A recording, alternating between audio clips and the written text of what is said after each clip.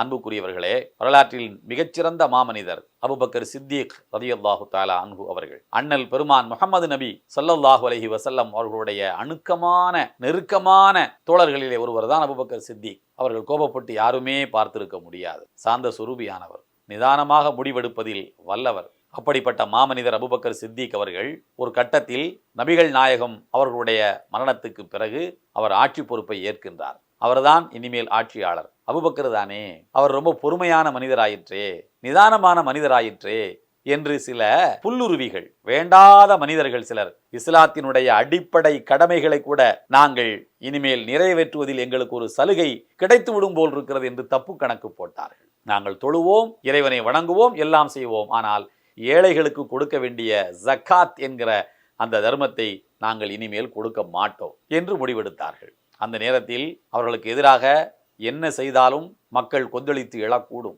அதனால் ஆட்சிக்கே பேராபத்து வந்துவிடக்கூடும். ஆனால் அபூபக்கர் சித்திக் அவர்கள் யார் நபிகள் நாயகம் அவர்களிடத்தில் தன்னுடைய செல்வத்துக்குரிய ஜக்காத் என்கின்ற வரியை, ஏழைகளுக்கு தர வேண்டிய பணத்தை கொடுத்து கொண்டிருந்தாரோ அவர்கள் அனைவரும் என்னுடைய ஆட்சி காலத்திலும் அந்த ஜக்காத் என்கின்ற வரியை வழங்க வேண்டும். அப்படி யாரேனும் ஒருவன் தன்னுடைய ஜக்காத்தை தருவதற்கு மறுத்தான் என்று சொன்னால் அவர்களுக்கு எதிராக நான் யுத்தம் நடத்துவதற்கு கூட நான் அஞ்ச மாட்டேன் என்று சொன்னார். அபூபக்கர் சித்திக் ரலியல்லாஹு தஆலா அன்ஹுவுடைய இந்த மன உறுதியை பார்த்து உமர் அவர்களே மிரண்டு போனார்கள். எதனால் இந்த புரட்சிகரமான எண்ணம் அவருடைய இதயத்திலே வந்தது என்று கேட்டால், அவர்கள் இறை மார்க்கத்துக்கு எதிரான நடவடிக்கைகளுக்காக தன் கோபத்தை சேமித்து வைத்திருந்தார்.